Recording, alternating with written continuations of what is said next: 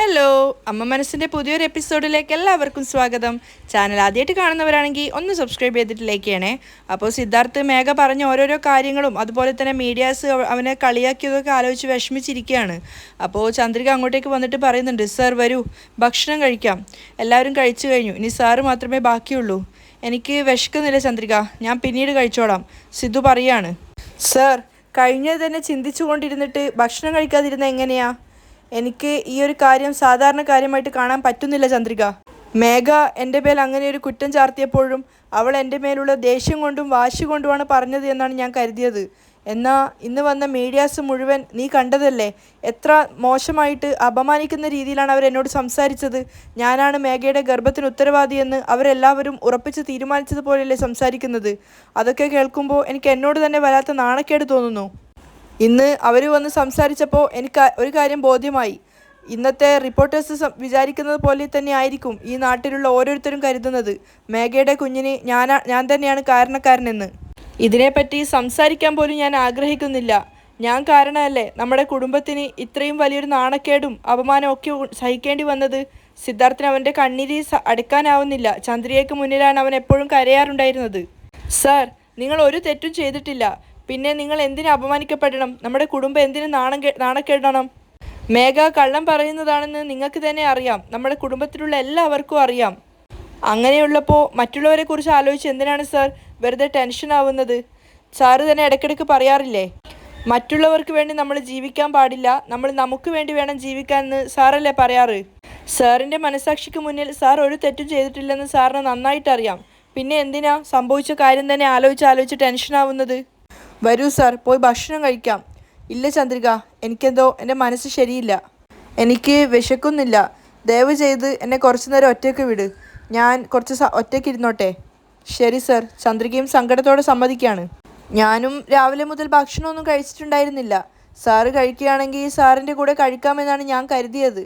കുഴപ്പമില്ല, സാറ് കഴിക്കുന്നില്ലല്ലോ, അതുകൊണ്ട് ഞാനും കഴിക്കുന്നില്ല. ചന്ദ്രിക പറഞ്ഞത് കേട്ടപ്പോൾ സിദ്ധു അവളുടെ മുഖത്തേക്ക് നോക്കുകയാണ്. എന്തിനാ ചന്ദ്രിക, നീ എന്താ ഭക്ഷണം കഴിക്കാതിരിക്കുന്നത്? സാർ എന്താ കഴിക്കാത്തത്? അതുകൊണ്ടാണ് ഞാൻ കഴിക്കാത്തത്. സാറ് കഴിക്കുകയാണെങ്കിൽ സാറിൻ്റെ കൂട്ടത്തിൽ എനിക്കും കഴിക്കാമെന്നാണ് ഞാൻ കരുതിയത്. ചന്ദ്രിക, നീ പോയി ഭക്ഷണം കഴിക്ക്, വെറുതെ എന്നെ ഇത് തന്നെ പറഞ്ഞുകൊണ്ടേ ഇരിക്കല്ലേ. സാറ് കഴിക്കുകയാണെങ്കിൽ ഞാനും കഴിക്കാം, അല്ലെങ്കിൽ സാർ എപ്പോഴാണോ കഴിക്കുന്നത് അതുപോലെ ഞാനും കഴിച്ചോളാം. ശരി, എങ്കിൽ ഞാൻ കഴിക്കാം. പിന്നെന്താ, വാ സാർ എന്ന് പറഞ്ഞിട്ട് അവൻ്റെ കൈ വലിച്ച് ചന്ദ്രിക കൂട്ടിക്കൊണ്ട് വരികയാണ്. ഡൈനിങ് ടേബിളിലൊക്കെ അവൾ തന്നെ അവനെ കൊണ്ടിരുത്തുവാണ്. ചന്ദ്രിക തന്നെയാണ് സിദ്ധാർത്ഥിന് ചോറ് വിളമ്പിക്കൊടുത്തത്. കറികളൊക്കെ ഒഴിച്ചതിന് ശേഷം അവൾ സന്തോഷത്തോടെ അവനെ നോക്കുകയാണ്. ചന്ദ്രികയ്ക്ക് വേണ്ടിയിട്ടാണ് അവൻ ഭക്ഷണം കഴിക്കാൻ വന്നതും. പക്ഷേ ചോറിൻ്റെ പാത്രത്തിലേക്ക് കൈവച്ചപ്പോൾ തന്നെ അവൻ്റെ കൈ പൊള്ളുന്നുണ്ടായിരുന്നു. അപ്പോൾ അവൻ കൈ പിൻവലിക്കുകയാണ്. എന്താ പറ്റിയത് സർ? ഏയ് ഒന്നുമില്ല എന്ന് പറഞ്ഞിട്ട് സിദ്ധു വീണ്ടും കഴിക്കാൻ വേണ്ടി ശ്രമിക്കുകയാണ്. പക്ഷേ അപ്പോഴും അവൻ്റെ കൈ വേദനിക്കുന്നുണ്ടായിരുന്നു. ആ സമയത്താണ് ചന്ദ്രിക അവൻ്റെ കൈ എന്താ നോക്കാൻ വേണ്ടിയിട്ട് കൈ എടുത്ത് നോക്കുന്നത്. സിദ്ധുവിൻ്റെ കൈ നല്ല വലിപ്പത്തിൽ മുറിഞ്ഞിട്ടുണ്ടായിരുന്നു. അത് കണ്ടപ്പോൾ ചന്ദ്രിക ആകെ വെപ്രാളത്തോട് ചോദിക്കുന്നുണ്ട്, സർ ഇതെന്താ, കൈക്ക് എന്താ പറ്റിയത്, എങ്ങനെയാണ് മുറിഞ്ഞത് എന്നൊക്കെ ചോദിക്കുകയാണ്. ഇല്ല, അത് ഒന്നുമില്ല ചന്ദ്രിക, മേഘയോടുള്ള ദേഷ്യം കാരണം ഗ്ലാസ് കയ്യിൽ വെച്ചിട്ട് തന്നെ അമർത്തിയതായിരുന്നു. അപ്പോൾ അത് കയ്യിൽ നിന്ന് പൊട്ടിയിട്ട് അതിൻ്റെ ചില്ല് തറച്ചതാണ്. അത് കേട്ടപ്പോൾ തന്നെ ചന്ദ്രികയ്ക്ക് ആകെ ടെൻഷനും പരവേശമൊക്കെ ആയിട്ടുണ്ടായിരുന്നു. അവൾ പറയുന്നുണ്ട്, എന്താ സാർ നിങ്ങൾ ഇങ്ങനെയാണോ സാർ നിങ്ങൾ മേഘയുടെ മേലുള്ള ദേഷ്യം തീർക്കുന്നത്? സാർ നോക്ക്, സാറിൻ്റെ ദേഷ്യം സാറിൻ്റെ ശരീരത്തെയാണ് കേടാക്കുന്നത്. അതുകൊണ്ടാണ് പറയുന്നത്, ദയവ് ചെയ്ത് അവളെക്കുറിച്ച് ചിന്തിക്കല്ലേ. ഇപ്പോൾ കണ്ടില്ലേ സാറിൻ്റെ കൈ എങ്ങനെയാണ് മുറിഞ്ഞിരിക്കുന്നതെന്ന്. ഈ കൈ വെച്ചിട്ട് സാർ എങ്ങനെയാണ് ഭക്ഷണം കഴിക്കുക? വെയിറ്റ്, ഞാൻ സാറിന് ഭക്ഷണം വാരിത്തരാം എന്ന് പറഞ്ഞിട്ട് ചന്ദ്രിക വേഗം തന്നെ വന്ന് അവന് ഭക്ഷണം വാരി കൊടുക്കുവാണ്. സിദ്ധു അതൊരിക്കലും പ്രതീക്ഷിച്ചിട്ടുണ്ടായിരുന്നില്ല. പെട്ടെന്ന് ചന്ദ്രിക അങ്ങനെ ചെയ്തപ്പോൾ അവൻ്റെ കണ്ണ് നിറയുകയാണ്. അപ്പോൾ സിദ്ധു 2 വായ കഴിച്ചപ്പോൾ ചന്ദ്രികയോട് പറയുന്നുണ്ട് നീയും കഴിക്കാൻ. പക്ഷേ ചന്ദ്രിക പറയുന്നുണ്ട്, സാർ കഴിച്ചതിന് ശേഷം ഞാൻ കഴിച്ചോളാം. ചന്ദ്രിക ഭക്ഷണം വാരി കൊടുക്കുന്ന സമയത്ത് കണ്ണ് നിറഞ്ഞപ്പോൾ അവൾ ചോദിക്കുന്നുണ്ട്, എന്താ സാർ കണ്ണ് നിറഞ്ഞിരിക്കുന്നത്? പ്രശ്നം ഇതിനോടകം തീരുമായിരുന്നെങ്കിൽ കുഴപ്പമില്ലായിരുന്നു ചന്ദ്രിക. ഞാൻ കാരണം നിങ്ങളെല്ലാവരും എത്രത്തോളം വിഷമിക്കുന്നുണ്ട് അത് ചിന്തിക്കുമ്പോഴാണ് എനിക്ക് ഏറ്റവും അധികം വിഷമാവുന്നത്. അങ്ങനെയൊന്നും ഇല്ല സാർ, വെറുതെ ഓരോന്നും ചിന്തിച്ചിട്ട് സാറ് മനസ്സിന് വെറുതെ ടെൻഷൻ കൊടുക്കണ്ട എന്ന് പറഞ്ഞിട്ട് സിദ്ധാർത്ഥിൻ്റെ കണ്ണൊക്കെ അവൾ തന്നെ തുടച്ചു കൊടുക്കുവാണ്. ചന്ദ്രികയോട് വീണ്ടും സിദ്ധാർത്ഥ് മാപ്പ് പറയുന്നുണ്ട്, ഞാൻ കാരണമാണ് ചന്ദ്രിക ഇങ്ങനെയൊക്കെ എല്ലാവർക്കും മുന്നിൽ നാണം കെട്ട് നിൽക്കേണ്ടി വരുന്നത് എന്നൊക്കെ പറഞ്ഞിട്ട്. അപ്പോഴും അവൾ പറയുന്നുണ്ട്, അങ്ങനെയൊന്നുമില്ല, എത്രയും പെട്ടെന്ന് ഈ പ്രശ്നത്തിനൊരു പരിഹാരം കാണാൻ നമുക്ക് സാധിക്കും. മനോഹരൻ ഫോണിൽ കളിച്ചുകൊണ്ട് നിൽക്കുകയാണ്. മുത്തശ്ശിയാണെങ്കിൽ അവിടെ ഇരുന്ന് ഫുഡ് കഴിക്കുന്നുണ്ട്. അപ്പോൾ മേഘ അങ്ങോട്ട് വന്നിട്ട് പറയുന്നുണ്ട്, മുത്തശ്ശി എനിക്ക് കുറച്ച് മാങ്ങ അച്ചാർ തരാമോ? അയ്യോ മേഘ, നീ മാങ്ങ അച്ചാർ ഇത്രമാത്രം കഴിക്കാൻ പാടില്ല, അത് ചൂടാണ്. ഒന്നും ആവില്ല, താ എന്ന് പറഞ്ഞിട്ട് അത് വാങ്ങിച്ചിട്ട് 3-4 സ്പൂണ് മാങ്ങ അച്ചാർ കഴിക്കുകയാണ്. അപ്പോൾ കുറച്ച് കഴിച്ചപ്പോൾ തന്നെ മേഘയ്ക്ക് ആകെ വൊമിറ്റ് ചെയ്യാനുള്ളൊരു ടെൻഡൻസി വന്ന് അവൾ വേഗം അവിടെ മാറ്റി വെച്ചിട്ട് പുറത്തേക്ക് പോയിട്ട് വൊമിറ്റ് ചെയ്യാണ്. അപ്പോൾ മനോഹരൻ എഴുന്നേറ്റിട്ട് ചേച്ചിയെ നോക്കുന്നുണ്ട് എന്താ പറ്റിയെന്നറിയാൻ. അപ്പോൾ മുത്തശ്ശി ഇങ്ങനെ പിറുപിറുക്കാണ്, ഇവിടെ എപ്പോൾ നോക്കിയാലും ഛർദി തന്നെയാണല്ലോ. ചേച്ചി, ഒരുപക്ഷേ മേഘയുടെ വയറ്റിൽ ഇരട്ടക്കുട്ടികളായിരിക്കും. അതെന്താടാ നീ അങ്ങനെ പറഞ്ഞത്? അതല്ല, മേഘ ഇടയ്ക്കിടയ്ക്ക് ഛർദ്ദിക്കുന്നതായിട്ട് കാണുന്നുണ്ട്, അതുകൊണ്ട് പറഞ്ഞതാ. നീ ഒന്ന് പോടാ പൊട്ടാ. ഒരുപാട് ഛർദ്ദിച്ചു എന്ന് കരുതി വയറ്റിൽ 2 കുട്ടികളുണ്ടെന്നാണോ അർത്ഥം? ആ, അതും ശരിയാ. സമയത്തിന് എന്നെ നിങ്ങൾ കെട്ടിച്ചായിരുന്നെങ്കിൽ എനിക്കും ഇപ്പോൾ 2 കുട്ടികൾ ഉണ്ടാവുമായിരുന്നു, എനിക്കെല്ലാ വിവരവും ഉണ്ടാവുമായിരുന്നു. എനിക്ക് തോന്നി ഇവിടെ തന്നെയാണ് എത്തുകയെന്ന്. മുത്തശ്ശിയുടെ പിറുപിറുക്കാണ്. ചേച്ചിയാണെങ്കിൽ എനിക്കൊരു പെണ്ണ് പോലും കണ്ടില്ല, അതുകൊണ്ടല്ലേ ഞാനിപ്പോൾ കല്യാണം കഴിക്കാതെ ആയത്. ഡാ മനോഹര, ഞാൻ നിനക്ക് പെണ്ണ് കാണായിട്ടല്ല, കണ്ട ഒരു പെണ്ണിന് പോലും നിന്നെ ഇഷ്ടപ്പെട്ടില്ല, അതാ കാര്യം. നിന്റെ രൂപം കണ്ടതും എല്ലാ പെൺകുട്ടികളും അലറിക്കൊണ്ട് ഓടിപ്പോയതാണ്. നിന്നെ കാണാൻ ഒരു മനുഷ്യൻ്റെ രൂപമായിരുന്നെങ്കിൽ കുഴപ്പമില്ലായിരുന്നു. എരുമയെ പോലുള്ള നിനക്ക് എങ്ങനെയാ പെണ്ണിനെ കിട്ടുക?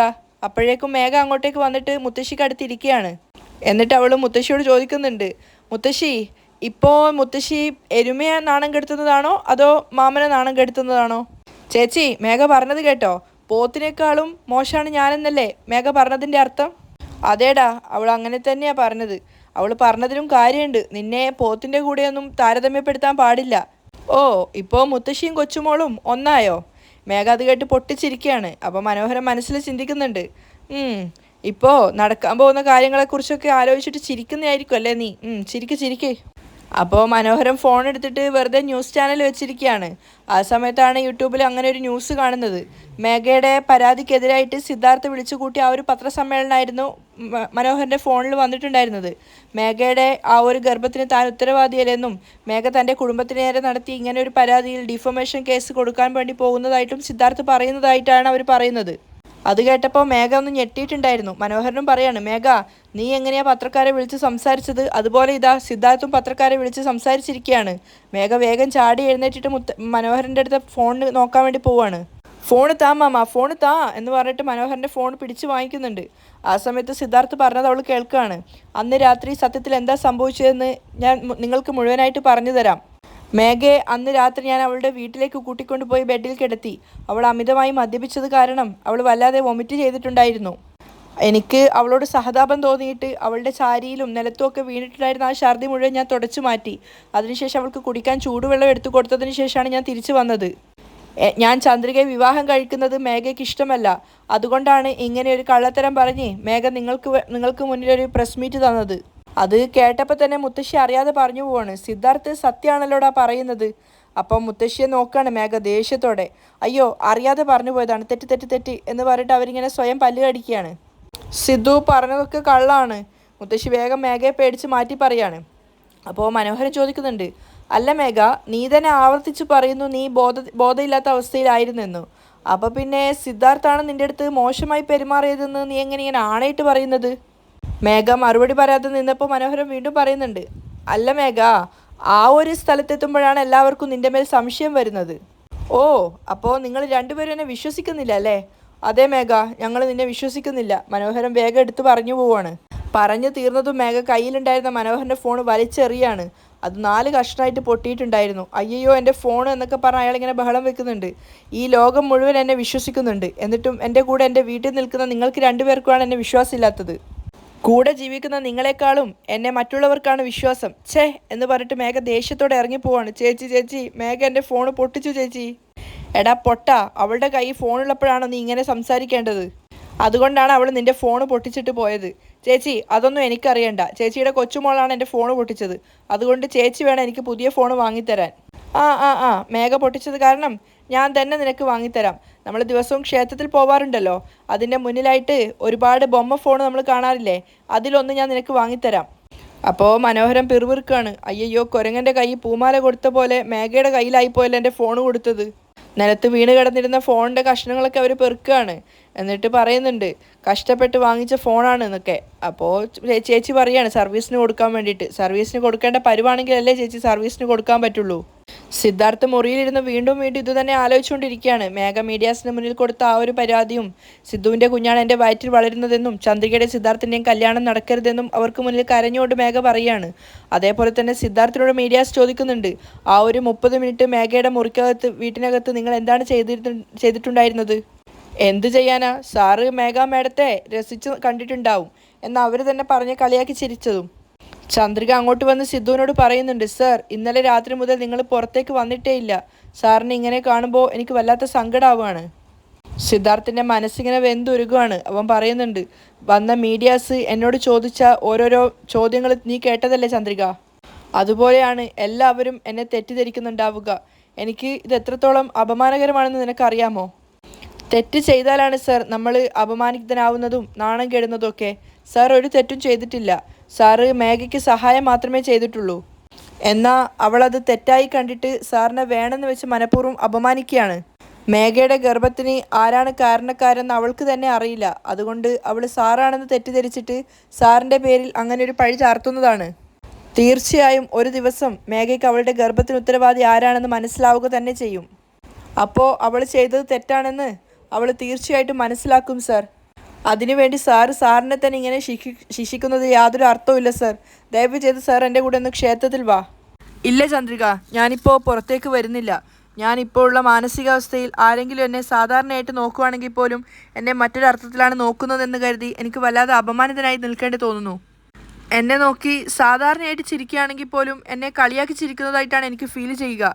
സിദ്ധുവിൻ്റെ കണ്ണ് നിറയുന്നുണ്ടായിരുന്നു. അതുകൊണ്ട് ഞാനിപ്പോൾ പുറത്തേക്ക് വരാതിരിക്കുന്നതാണ് നല്ലത്. സർ, നിങ്ങൾ ഇങ്ങനെ തന്നെ റൂമിനകത്തിരുന്ന് കഴിഞ്ഞാൽ സാറിൻ്റെ ഡിപ്രഷൻ അധികമായിട്ട് മാറും. എന്തായാലും കുഴപ്പമില്ല, സാറിൻ്റെ കൂടെ എപ്പോഴും ഞാനുണ്ടാവും. സർ എൻ്റെ കൂടെ വാ എന്ന് പറഞ്ഞിട്ട് അവൻ്റെ കൈ പിടിച്ചപ്പോൾ അവൻ വീണ്ടും പറയുന്നുണ്ട്, ചന്ദ്രിക വേണ്ട, പറയുന്നത് കേൾക്ക്, എന്നെ ഒറ്റയ്ക്ക് വിട്. അയ്യോ, ഞാൻ പറയുന്നത് കേൾക്ക്, സാർ എൻ്റെ കൂടെ വാ. വാ. ഇല്ല ചന്ദ്രിക, ഞാൻ വരുന്നില്ല. എന്താ സർ, ആരോ പറഞ്ഞൊരു അപമാനമുള്ള കാര്യവും കേട്ടിട്ട് സാറിനെ തന്നെ ശിക്ഷിക്കുന്നതിൽ യാതൊരു അർത്ഥവും ഇല്ല. ആദ്യം സാർ ഈ തലമുടിയൊക്കെ ഒന്ന് ചീകി വെക്ക്.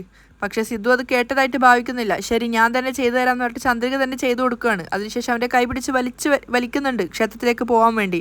അവസാനം സിദ്ധു സമ്മതിച്ച് അവൾക്കൊപ്പം പോവുകയാണ്. ക്ഷേത്രത്തിന് മുന്നിലെത്തിയ സമയത്ത് രണ്ടുപേരും പൂ വാങ്ങിക്കാൻ വേണ്ടിയിട്ട് നിൽക്കുകയാണ്. അപ്പോൾ പൂവും അർച്ചനയ്ക്കുള്ള തട്ടും തേങ്ങയ്ക്കൊക്കെ ചന്ദ്രിക പറഞ്ഞപ്പോഴാണ് ആ പൂക്കാരി സിദ്ധാർത്ഥിനെ നോക്കിയിട്ട് ചോദിക്കുന്നത്, അല്ല നിങ്ങളല്ലേ സിദ്ധാർത്ഥ്? ആ അതെ അമ്മ. സിദ്ധു പുഞ്ചിരിച്ചുകൊണ്ടാണ് പറയുന്നത്. പക്ഷെ അപ്പോൾ തിരിച്ചവർ പറയുന്നുണ്ട്, എന്തിനാ മോനെ നീ ആ മേഘയെ പറ്റിച്ചത്? അത് കേട്ടതും ചന്ദ്രികയുടെയും സിദ്ധാർത്ഥിൻ്റെയും മുഖം ശരിക്കും ഷോക്കേറ്റതുപോലെയായി.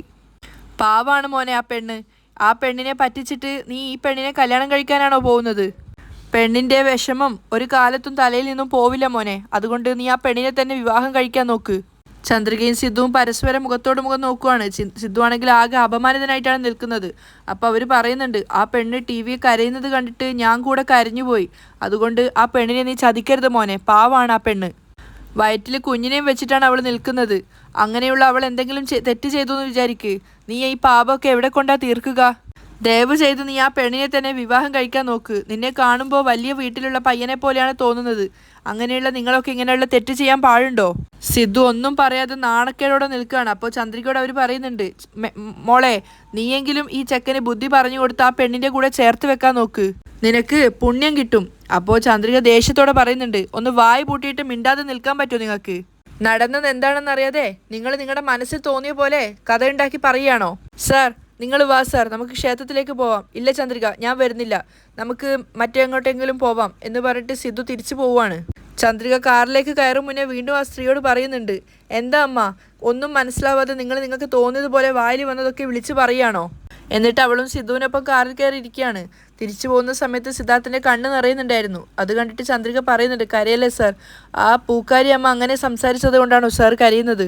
എല്ലാവരും എന്നെക്കുറിച്ച് വളരെ മോശമായിട്ടാണ് സംസാരിക്കുന്നത് ചന്ദ്രിക. എനിക്ക് എന്നെക്കുറിച്ച് ആലോചിക്കുമ്പോൾ തന്നെ വല്ലാത്ത നാണക്കേട് തോന്നുന്നു. ഇങ്ങനെയൊക്കെ നടക്കുന്ന അറിയുന്നത് കൊണ്ടാണ് ഞാൻ റൂമിൽ നിന്ന് പുറത്തേക്ക് പോലും ഇറങ്ങാതിരുന്നത്. അപ്പോൾ ചന്ദ്രിക തിരിച്ചവനോട് പറയുന്നുണ്ട്, ആരോ നമ്മളെ അറിയാത്ത ആൾക്കാർ തെറ്റായിട്ട് തെറ്റിദ്ധരിച്ചിട്ട് നമ്മളെക്കുറിച്ച് സംസാരിക്കുന്നത് നമ്മൾ എന്തിനാ സാർ ടെൻഷനാവുന്നത്? സിദ്ധാർത്ഥിനെ അവളെ കൊണ്ടാവുന്നത് പോലെ ചന്ദ്രിക ആശ്വസിപ്പിക്കുന്നുണ്ടായിരുന്നു. മനോഹരനും മേഘയും മുത്തശ്ശിയും കൂടെ എങ്ങോട്ടോ പോയതാണ്. തിരിച്ച് വീട്ടിലേക്ക് വന്നിട്ട് ഓട്ടോയിൽ നിർത്തുമ്പോഴാണ് വീട്ടിന് മുന്നിലായിട്ട് പ്രസ് റിപ്പോർട്ടേഴ്സൊക്കെ കാണുന്നത്. അപ്പോൾ മേഘയോട് അയാൾ പറയുന്നുണ്ട്, ഇതെന്താ പ്രസ് റിപ്പോർട്ടേഴ്സൊക്കെ വീട്ടിന് മുന്നിൽ വന്ന് നിൽക്കുന്നത്? മേഘയ്ക്കും അറിയില്ലായിരുന്നു എന്തിനാ വന്നേന്ന്. വാ പോയി നോക്കാം എന്ന് പറഞ്ഞിട്ട് അവരെല്ലാവരും കൂടി അങ്ങോട്ടേക്ക് പോവാണ്. അപ്പോൾ മേഘയെ കണ്ടപ്പോൾ മീഡിയാസ് ചോദിക്കുന്നുണ്ട്, ഗുഡ് മോർണിംഗ് മാഡം, നിങ്ങൾ സിദ്ധാർത്ഥിനെതിരെ തന്ന പരാതി അയാൾ നേരെ തിരിച്ചാണ് സംസാരിക്കുന്നത്. അതുമാത്രമല്ല, നിങ്ങൾ ഇതിനു മുമ്പ് സിദ്ധാർത്ഥിനെ പ്രണയിച്ചതായിട്ടും വൺ സൈഡായിട്ട് പ്രണയിച്ചതായിട്ടും ആ സമയത്ത് അയാൾ ആ പ്രണയം സ്വീകരിക്കാത്തത് കൊണ്ടും അങ്ങനെയാണ് നിങ്ങളിപ്പോൾ ഇങ്ങനെ ഒരു കുറ്റം അയാളുടെ മേൽ ചാർത്തിയതെന്നാണ് സിദ്ധാർത്ഥ് പറയുന്നത്. സിദ്ധാർത്ഥ് ചന്ദ്രികയാണ് പ്രണയിക്കുന്നതെന്നും അവർ രണ്ടുപേരും ഒന്നിച്ച് ജീവിക്കാനാണ് ആഗ്രഹിക്കുന്നതെന്നും പറയുന്നു. അപ്പോൾ മേഘ തിരിച്ചു ചോദിക്കുകയാണ്, അങ്ങനെയാണെങ്കിൽ പിന്നെ എന്തിനാണ് അയാൾ എൻ്റെ ജീവിതം നശിപ്പിച്ചത്? എൻ്റെ വയറ്റിൽ വളരുന്ന കുഞ്ഞിനെയും എന്നെയും സിദ്ധാർത്ഥ് സ്വീകരിക്കണം. അയാൾ എന്നെ സ്വീകരിക്കുന്നില്ല എങ്കിൽ ഞാൻ നിയമപ്രകാരമുള്ള തീരുമാനങ്ങൾ എടുക്കാനാണ് പോകുന്നത്. സിദ്ധു ജയിലിലേക്കാണോ പോവേണ്ടത് അതോ എന്നെ കല്യാണം കഴിക്കാനാണോ തീരുമാനിക്കുന്നതെന്ന് അവനാണ് തീരുമാനം എടുക്കേണ്ടത്. സിദ്ധാർത്ഥ് നിങ്ങളെ സ്വീകരിക്കുകയാണെങ്കിൽ അയാളുമായിട്ട് ഒന്നിച്ച് ജീവിക്കാൻ നിങ്ങൾ തയ്യാറാണോ? സിദ്ധാർത്ഥ് എന്നെ സ്വീകരിക്കുകയാണെങ്കിൽ തീർച്ചയായിട്ടും അയാൾക്കൊപ്പം ജീവിക്കാൻ ഞാൻ തയ്യാറാണ്. അവർക്ക് നന്ദി പറഞ്ഞിട്ട് മേഘ തിരിച്ച് വീട്ടിലേക്ക് പോവാണ്. മീഡിയാസ് പിന്നാലെ പോയിരുന്നെങ്കിലും മേഘ ഒന്നും പറയാൻ പിന്നെ നിന്നിട്ടില്ല. അപ്പോൾ വീട്ടിനകത്തെത്തിയ സമയത്ത് മുത്തശ്ശി മനോഹരനും പരസ്പരം സംസാരിക്കുകയാണ്. മനോഹരൻ ചോദിക്കുന്നുണ്ട്, അല്ല ചേച്ചി, സിദ്ധാർത്ഥിനെ ഇവൾ ഇത്രയേറെ നാണം കെടുത്തിയിട്ടും ഇനിയും സിദ്ധാർത്ഥ് ഇവളെ വിവാഹം കഴിക്കുന്നത് മേഘ എങ്ങനെയാണ് വിശ്വസിക്കുന്നത്? അതാടാ എനിക്കും മനസ്സിലാവാത്തത്. അറ്റ്ലീസ്റ്റ് മേഘ അവരുടെ കുടുംബത്തെ അപമാനിക്കില്ലായിരുന്നെങ്കിൽ ഒരുപക്ഷെ സിദ്ധാർത്ഥ് അവളെ വിവാഹം കഴിക്കുമായിരുന്നു. പക്ഷേ ഇവളാണെങ്കിൽ സിദ്ധാർത്ഥിൻ്റെ കുടുംബത്തെ മുഴുവനായിട്ട് നാണം കെടുത്തിയിട്ട് താറടിച്ച് നടുറോട്ടിൽ കൊണ്ടുവന്ന് നിൽക്കുകയാണ്. അങ്ങനെയുള്ളപ്പോൾ സിദ്ധു എങ്ങനെ ഇവളെ വിവാഹം ചെയ്യുക? അതുതന്നെയാണ് ചേച്ചി ഞാനും പറയുന്നത് എന്ന് പറയുമ്പോഴേക്കും മേഘ തിരിഞ്ഞു നോക്കിയിട്ട് പറയാണ്, എന്താ രണ്ടുപേരും കുശുകുശൊന്ന് സംസാരിക്കുന്നത്? സിദ്ധാർത്ഥ് എന്നെ ഇനി എങ്ങനെയാണ് കല്യാണം കഴിക്കുക എന്നാണോ നിങ്ങൾ രണ്ടുപേരും ചിന്തിക്കുന്നത്? അതെ മേഘ, അതാ ഞങ്ങൾ സംസാരിച്ചിട്ടുണ്ടായിരുന്നത്. സിദ്ധാർത്ഥ് എന്നെ കല്യാണം കഴിച്ചിട്ടില്ലേലും എനിക്ക് ഒരു പ്രശ്നവും ഇല്ല. എന്നാൽ സിദ്ധു ചന്ദ്രികയെ വിവാഹം ചെയ്യാൻ പാടില്ല. അത് കേട്ടത് മുത്തശ്ശിയും മനോഹരനും ഷോക്കായിട്ടുണ്ടായിരുന്നു. അതുമാത്രമല്ല, മഹേന്ദ്രൻ കുടുംബത്തിലുള്ള ഒരാൾ പോലും സമാധാനത്തോടെ ജീവിക്കാനും പാടില്ല. എനിക്കത് മാത്രം മതി.